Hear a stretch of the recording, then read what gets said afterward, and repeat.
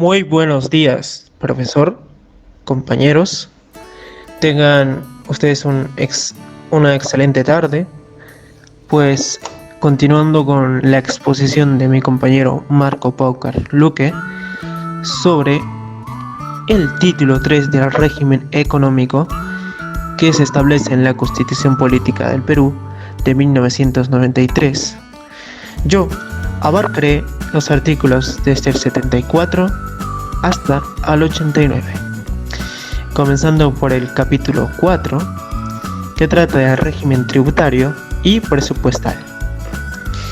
¿Qué nos da a entender este capítulo y de qué nos va a hablar?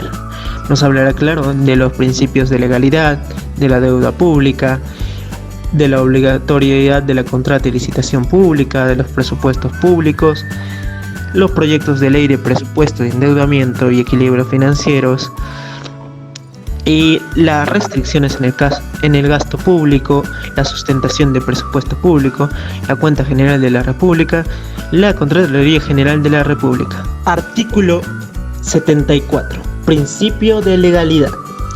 Aquí se establece que los tributos se crean, modifican o derogan exclusivamente por ley o un decreto legislativo, exceptuando los aranceles y las tasas, las cuales se regulan mediante decreto supremo. Los gobiernos locales también tienen las mismas facultades en cuanto a tasas o exoneraciones de las mismas. Claro que dentro de una jurisdicción, las leyes de presupuesto no pueden contener normas sobre materia tributaria. Artículo 75 de la deuda pública.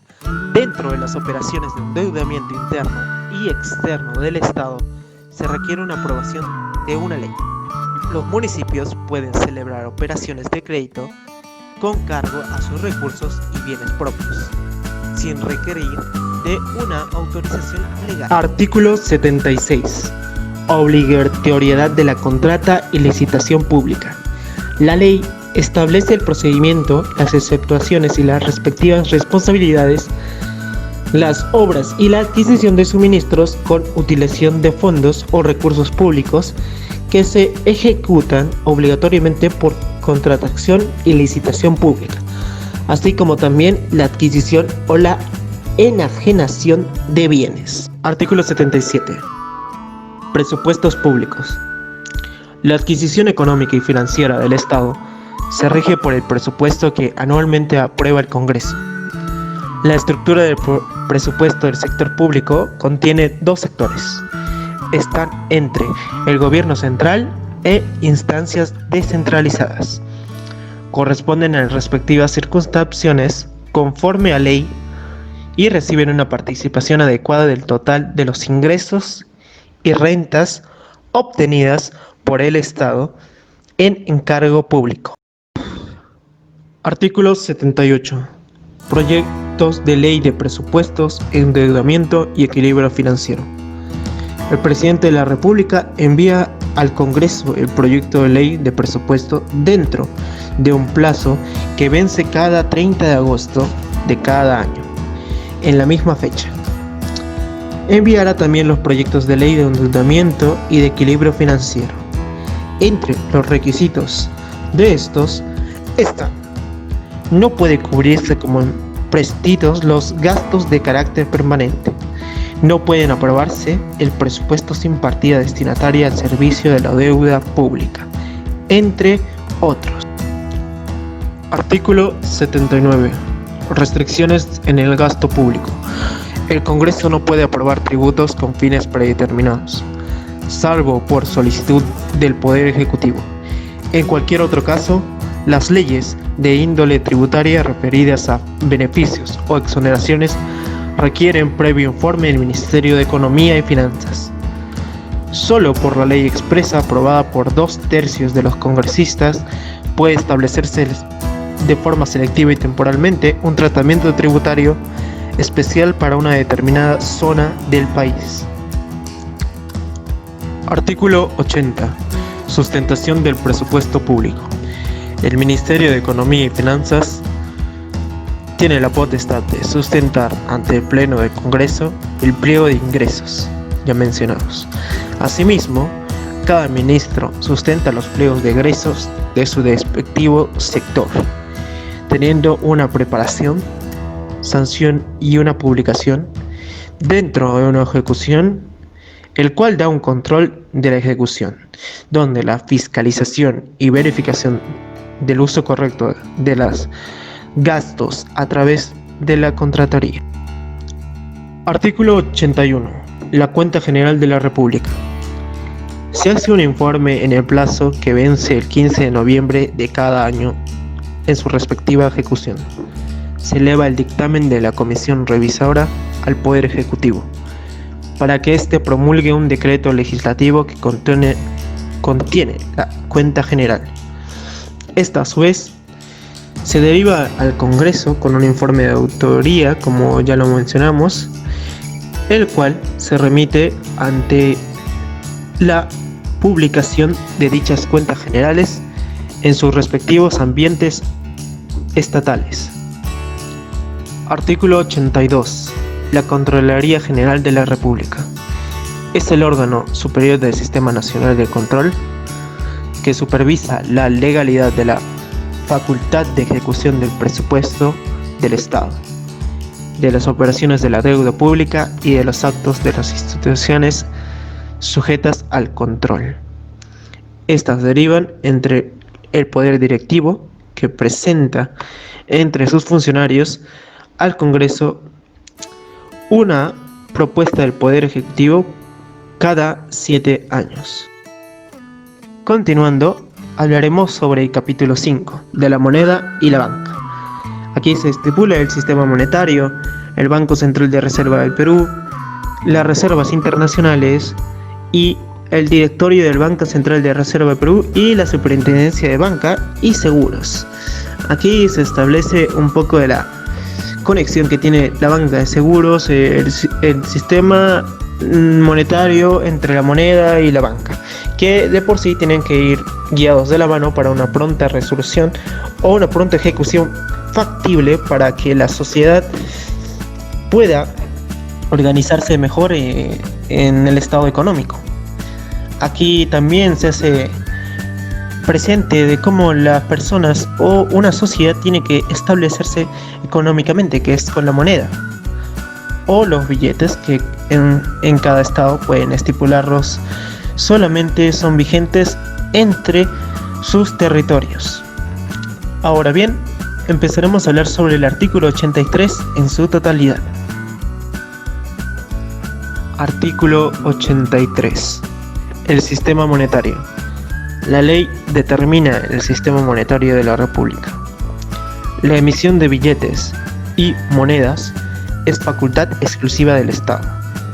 La ejerce por intermedio del Banco Central de Reserva del Perú. Artículo 84. Banco Central de Reserva del Perú. La finalidad del Banco Central es preservar la estabilidad monetaria. Entre sus funciones son regular la moneda y el crédito del sistema financiero, administrar las reservas internacionales a su cargo y las demás funciones que señala su ley orgánica. El banco informa al país exacta y periódicamente sobre el estado de sus finanzas nacionales, bajo responsabilidad de su directorio. Artículo 85. Reservas internacionales. El banco puede efectuar operaciones y celebrar convenios de créditos para cubrir desequilibrios transitorios en la posesión de las reservas internacionales. Requiere autorización por ley cuando el monto de tales operaciones o convenios supera el límite señalado por el presupuesto del sector público, con cargo de dar cuenta al Congreso. Artículo 86. Directorio del Banco Central de Reserva. Todos los directores del banco son nombrados por el periodo constitucional que corresponde al presidente de la República. No representan a entidad ni intereses en particular en algunos de estos miembros. El Congreso puede removerlos por falta grave. En caso de remoción, los nuevos directores completan el correspondiente periodo constitucional. Artículo 87. Superintendencia de Banca y Seguros. La Superintendencia de Banca y Seguros ejerce el control de las empresas bancarias y, como se le menciona, de seguros, de las demás que reciben depósitos del público y de aquellas otras que realizan operaciones conexas o similares, la cual determine la ley. Es decir, la ley establece la organización y la autonomía funcional de la Superintendencia de Banca y Seguros. El Poder Ejecutivo designa al Superintendente de Banca y Seguros por el medio correspondiente a su periodo constitucional. Quien tiene la facultad de ratificar estos hechos es el Congreso. Pasaré a hablar sobre el capítulo 6, del régimen agrario y las comunidades campesinas y nativas. Aquí se nos da a entender cómo se desarrolla el papel del régimen agrario y las comunidades campesinas y nativas, que están estipuladas en el artículo 88 y 89, dando su finalidad a este capítulo que trata del régimen económico. Como pueden observar, aquí se va a tratar qué es lo que pasa con las tierras abandonadas, qué es lo que hace el Estado para su adquisición en venta, qué o cómo son la existencia legal y las personas jurídicas dentro de estas comunidades campesinas y nativas que rigen en todo el territorio nacional, para una pronta solución entre nuestras jerarquías, por así decirlo, para una mejor comprensión en toda nuestra nación. Artículo 88. Régimen agrario.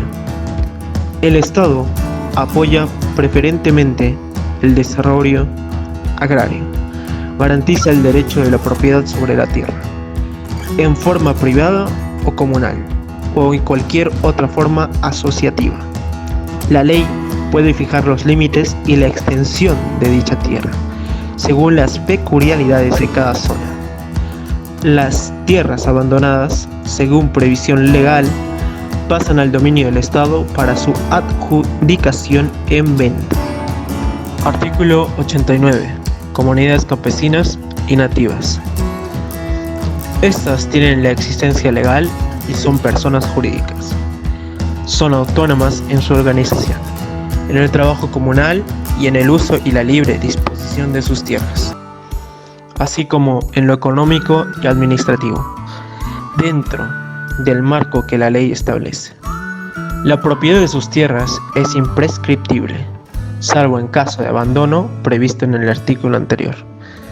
El Estado respeta la identidad cultural de dichas comunidades campesinas y nativas para una pronta jerarquización entre estas y todas las demás comunidades que se establecen en nuestro territorio nacional.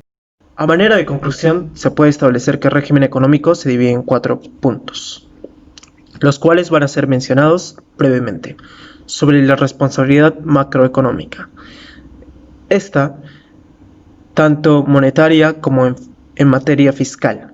La libertad económica para emprender, trabajar y contratar.